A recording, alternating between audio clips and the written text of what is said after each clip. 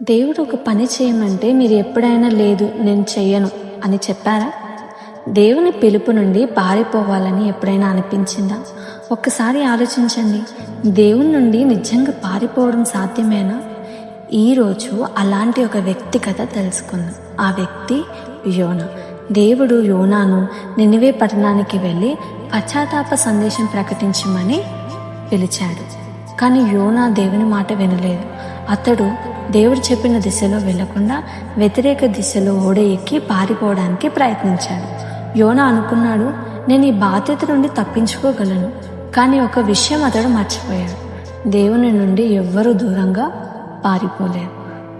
యోనా ఓడలో ప్రయాణిస్తున్నప్పుడు దేవుడు ఒక పెద్ద తుఫాను పంపాడు. అందరూ భయపడిపోయారు. చివరికి యోనా కారణంగానే ఈ తుఫాను వచ్చిందని అందరికీ తెలిసింది.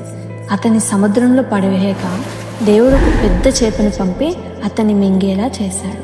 3 రోజులు 3 రాత్రులు యోనా చేప కడుపులో ఉన్నాడు.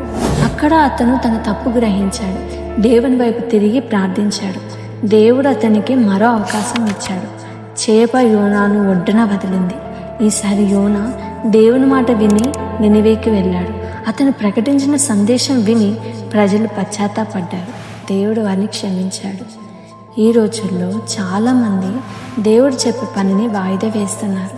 తర్వాత చేస్తాను, ఇంకా టైం ఉందిలే, ఆయన ఇది నాకు కాదులే చెప్పేది అని అనుకుంటున్నారు. కానీ యోనా కథ మనకేం నేర్పించిందంటే, దేవుని చిత్తం నుండి పారిపోవడం శాంతిని ఇవ్వదు. దేవుని చిత్తానికి లోబడడం నిజమైన ఆశీర్వాదాన్ని ఇస్తుంది. యోనా దేవుని నుండి పారిపోయాడా, కానీ దేవుని ప్రేమ అతనికి వెనకే వచ్చింది. నీ పిలుపు నుండి పారిపోవచ్చు, కానీ దేవుని పర్పస్ నుండి కాదు. మనం నేర్చుకోవాల్సిన విషయాలు ఏంటంటే, దేవుని పిలుపునకు విధేయత చూపాలి. దేవుని నుండి ఎవ్వరూ పారిపోలేరు. దేవుడు తప్పులను క్షమించి 2 అవకాశం ఇస్తాడు. ఆలస్యమైన దేవుని చిత్తాన్ని చేయడం మంచిది. దేవుని చిత్తం మనకు మాత్రమే కాదు, ఇతరుల రక్షణకు సంబంధించినది. ఈరోజు నువ్వు కూడా దేవుడు పిలిచిన పనికి దూరంగా ఉంటే ఇప్పటికైనా తిరిగిరా. యోనాకు 2వ అవకాశం ఇచ్చిన దేవుడు నీకు కూడా తప్పకుండా అవకాశం ఇస్తాడు.